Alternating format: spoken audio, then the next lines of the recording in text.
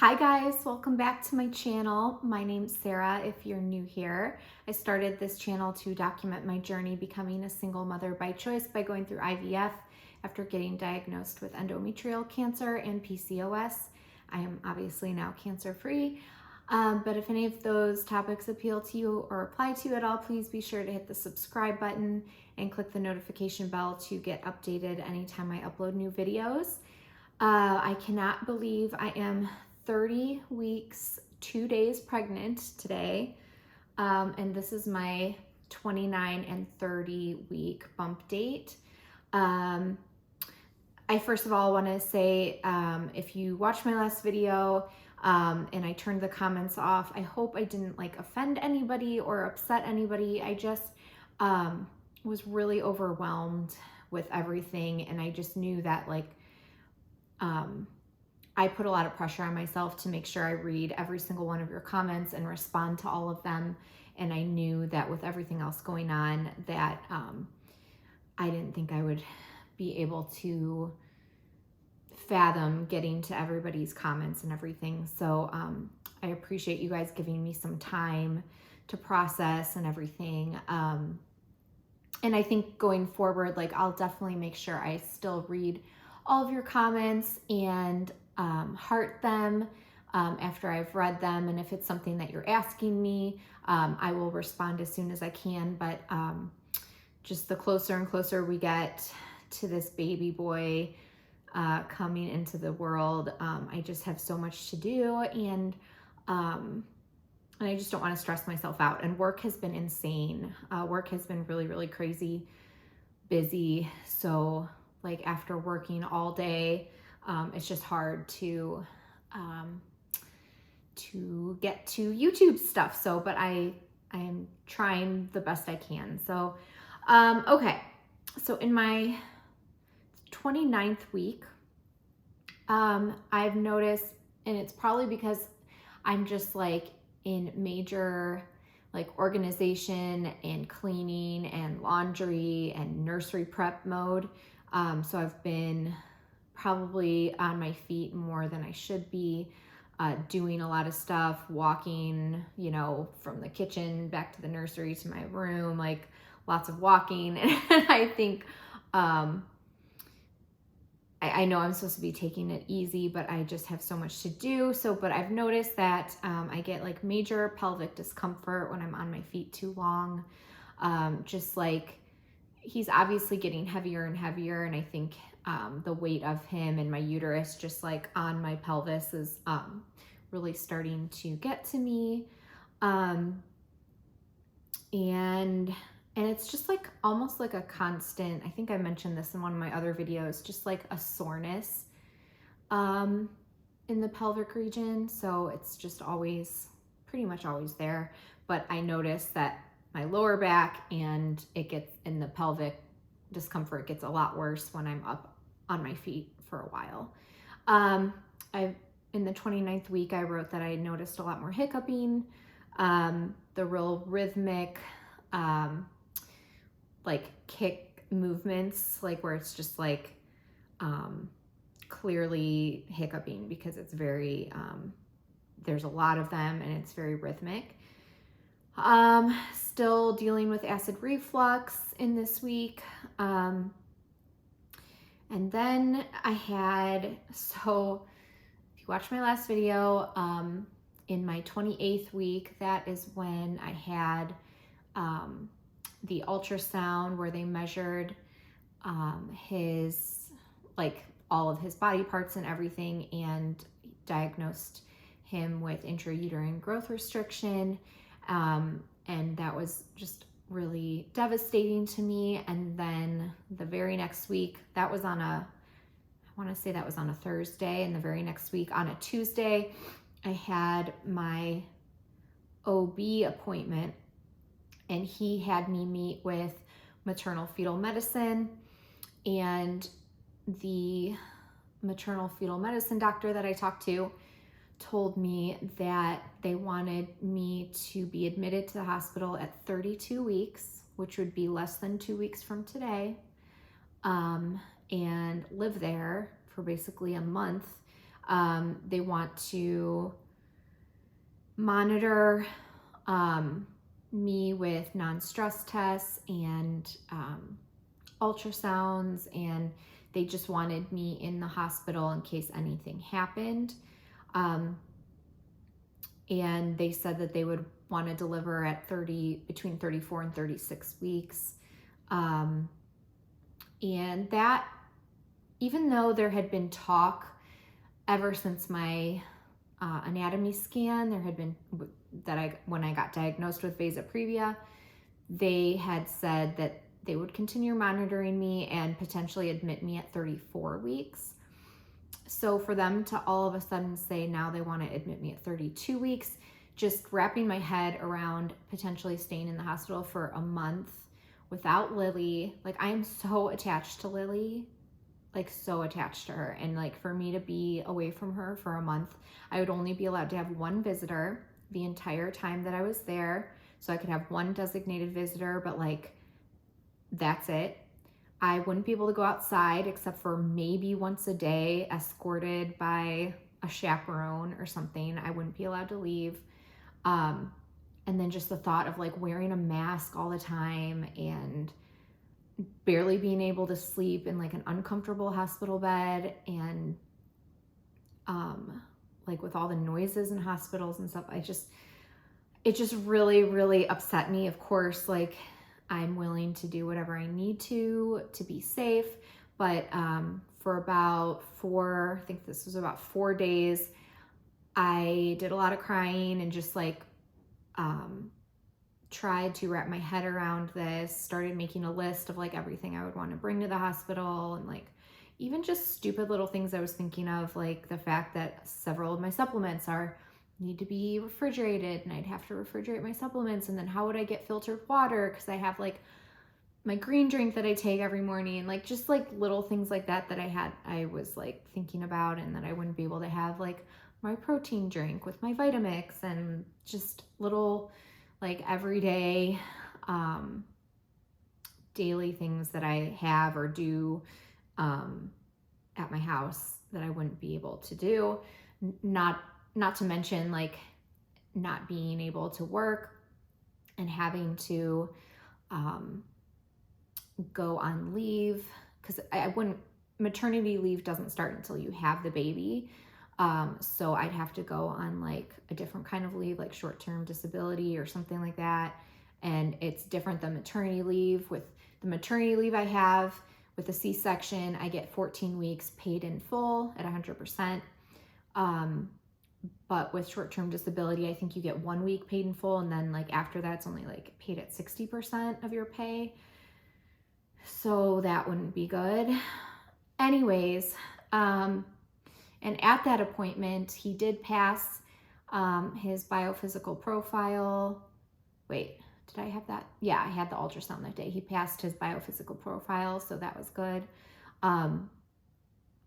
But I was pressing on her. I'm like, so I absolutely have to be admitted at 32 weeks, like for sure. And she said that she would talk to the team of maternal fetal medicine doctors, but she said that she was pretty sure that that they would agree.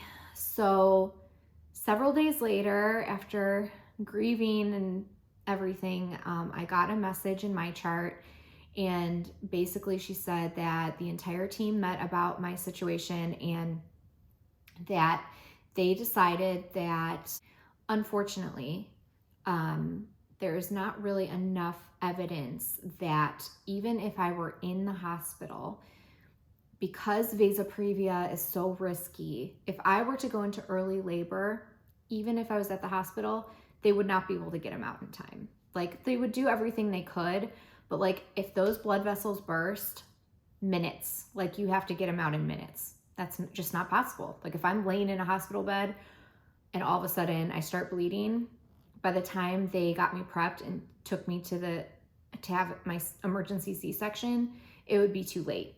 So they basically said, like, we'll continue. We can approve a outpatient monitoring program with you because you're a responsible person. You come to all your appointments.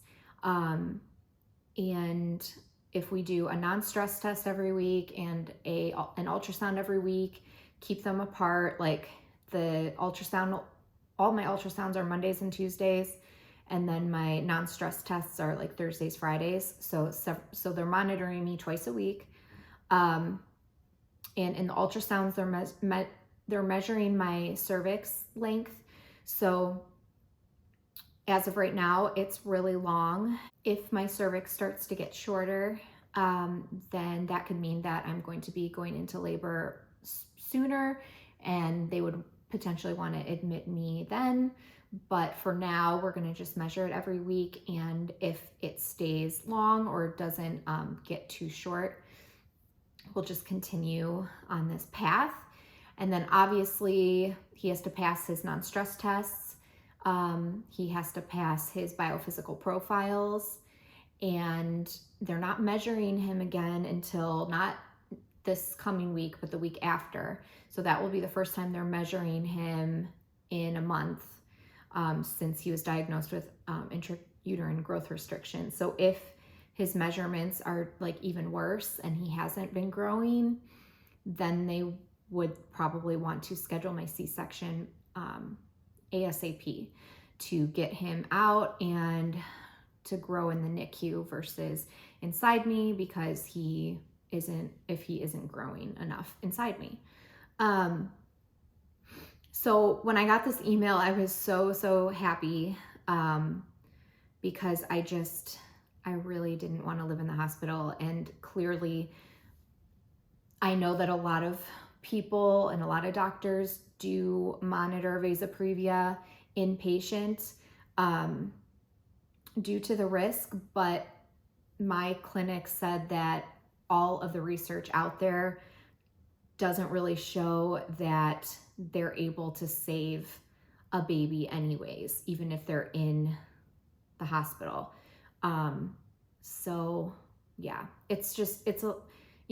all of this is just a lot to take in, and I'm not taking it lightly. And I feel like some people kind of take it lightly when I try to explain it to them, but Vasa Previa is like no joke, like really, really dangerous. And I'm just hoping and praying that I do not go into labor early. But so as it stands right now, I'm still being monitored every week, twice a week. And then they will schedule, if everything's still going well by 34 weeks, we'll go another week. If everything's still going well, go another week, and then potentially schedule my C-section right at 36 weeks. That's when they say the Cleveland Clinic doesn't like to go beyond that. I really would love to get to 37 weeks because that's when their lungs are mature. And I believe they're considered full term at 37 weeks. So if everything still looks really good in my 36th week, I might try to push them at least to like maybe 36 and a half weeks, 37 weeks.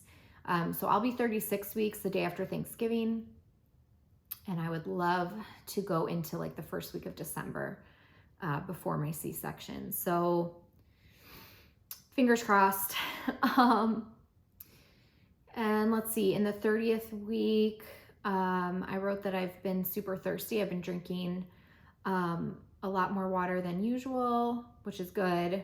I always try to drink a lot of water, but I've been drinking like a lot of water. And then my acid reflux is just getting to the point where I'm just so sick of it, because it's like it wakes me up every single night, and then I have to eat Tums right away, like, or else I feel like I'm gonna throw up. Like I have to shoot up in my bed, sit up straight, eat Tums, and then sit up for like a while. I usually will go in the kitchen. My dad told me to do like a half a teaspoon of baking soda and water, and I'll drink that. And then I'll like burp a little bit. And then after I'm like up for like an hour to 2 hours, then I can finally go back to sleep.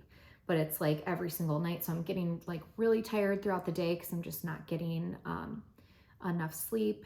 And yes, I know mothers like to tell soon-to-be mothers how little sleep they're going to get, which I just don't think it's that, I don't know. I feel like a lot of moms try to scare new moms with like, by saying like, you're never going to get any sleep. Like, yes, we realize that, like, you don't have to tell us.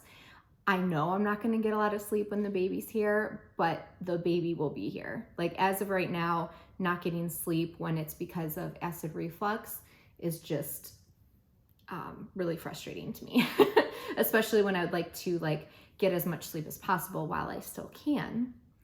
But for me, I know that the sleepless nights are going to be so worth it, because I have wanted a baby. I'm almost 39 years old and I've wanted a baby my entire life. And then his movements, are getting so big that they're like borderline uncomfortable sometimes. Like, I'll feel like a big body part and it just sticks out for a while, and it'll like stick out of my stomach, and I kind of like push it to push it gently to like see if he'll like move it. Sometimes, most of the times he does. But I mean, that will never get old. Like, his movements will never get old, but I'm definitely feeling like, I can feel him like kick my bladder and then like punch me or kick me, or, well, I don't know. His head has been down every single ultrasound I've had.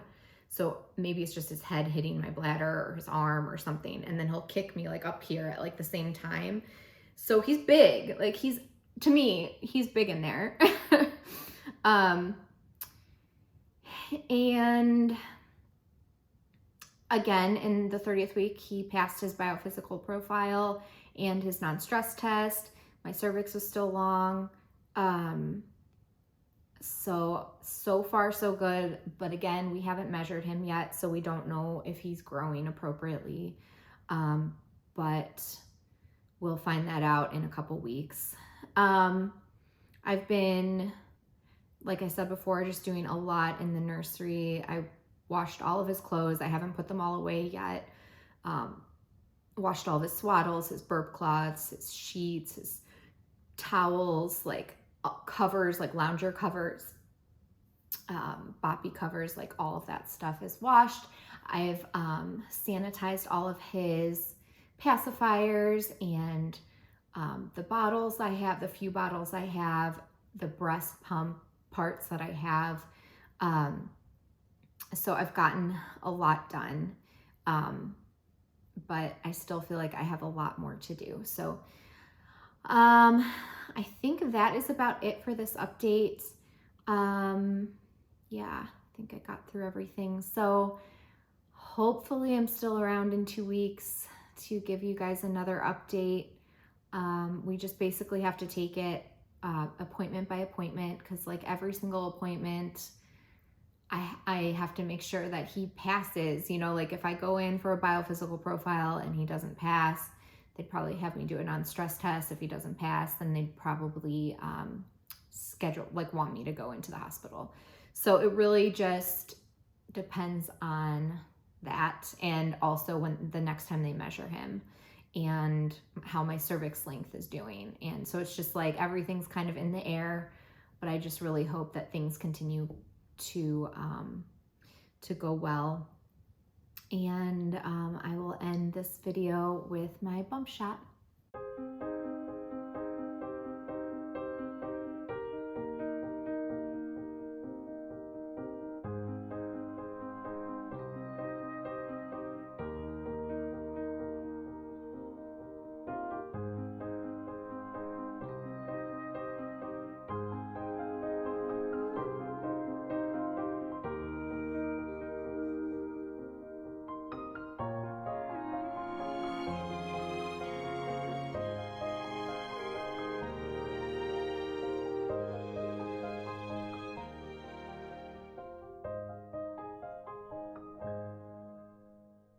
Thank you guys so much for watching and for all of your support.